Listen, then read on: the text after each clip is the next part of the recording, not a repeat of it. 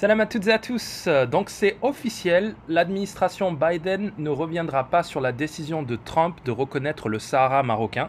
C'est donc un jour historique pour le Maroc car cela signifie qu'il y a consensus chez les républicains comme chez les démocrates. Les deux grands partis politiques américains soutiennent l'intégrité territoriale du Maroc.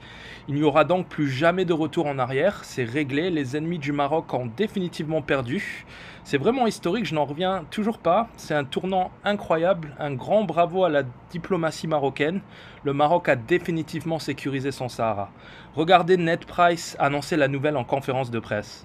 In Morocco, Brett McGurk, White House National Security Council coordinator for the Middle East, was quoted saying that the US has no intention of reversing its recognition of Morocco's sovereignty over Western Sahara. Is this the administration position now? It remains the administration position. I don't have any update for you. So no change in the U.S. policy towards this recognition? There is no change. And one on Lebanon, I've been asking. Donc c'est une énorme claque pour les ennemis de l'intégrité territoriale du Maroc, à commencer par les voisins algériens et espagnols. Pedro Sanchez et Tebboune vont certainement mouiller leur lit ce soir. Mais c'est une grande victoire pour le Maroc car beaucoup de pays, notamment en Europe de l'Est, Asie et Afrique, attendaient la position de l'administration Biden pour prendre une décision à leur tour. Ça va donc ouvrir la voie à d'autres reconnaissances dans le monde et éventuellement ça va permettre d'éjecter la raste de l'Union africaine définitivement. On peut imaginer qu'avec l'aide des États-Unis, on puisse entreprendre une campagne de lobby en Afrique pour dégager la race algérienne de cette union. Il nous faut 37 votes sur 55 seulement. On a déjà 22 consulats africains qui se sont installés dans notre Sahara, donc on est très proche du but. C'est aussi une excellente nouvelle parce que cela signifie que l'administration Biden respecte les accords d'Abraham et que donc on peut s'attendre à une ouverture physique très prochainement du consulat américain à Dakhla, ainsi qu'au déblocage des 5 milliards de dollars d'investissement US promis dans la région. Je rappelle que ces contreparties figurent dans l'accord tripartite signé en décembre. C'est donc une bataille de gagner mais pas la guerre, donc restons vigilants. La décennie s'annonce en tout cas excellente pour le Maroc. On a un ennemi qui est en quasi-faillite, une économie qui va atteindre un rythme de croisière en 2022, grâce notamment à la ZLECAf.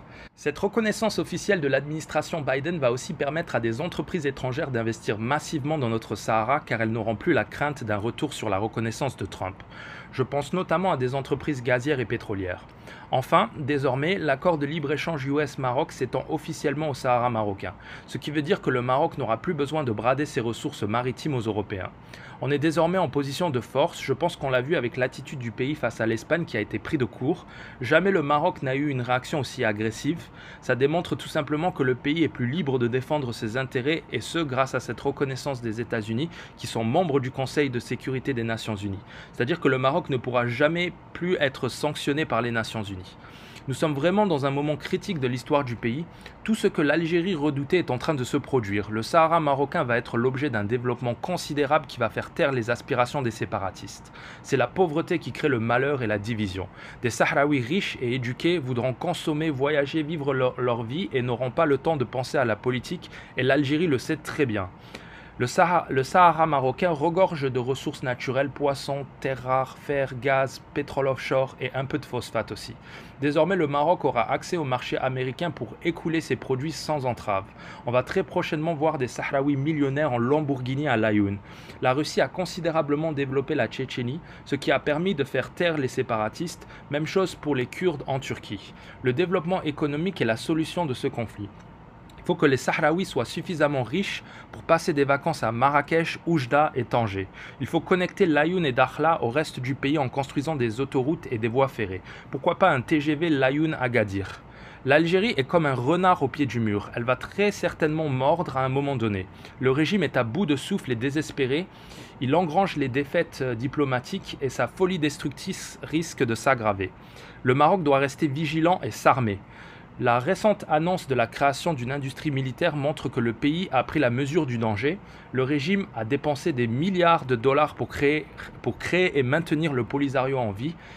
Et ils sont comme les addicts au casino, ils ne peuvent plus faire marche arrière. Le Maroc doit gérer cette folie et se préparer à tout. En tout cas, bravo au Maroc, vraiment bravo à la diplomatie marocaine et vive le Maroc de Ceuta à la Guira.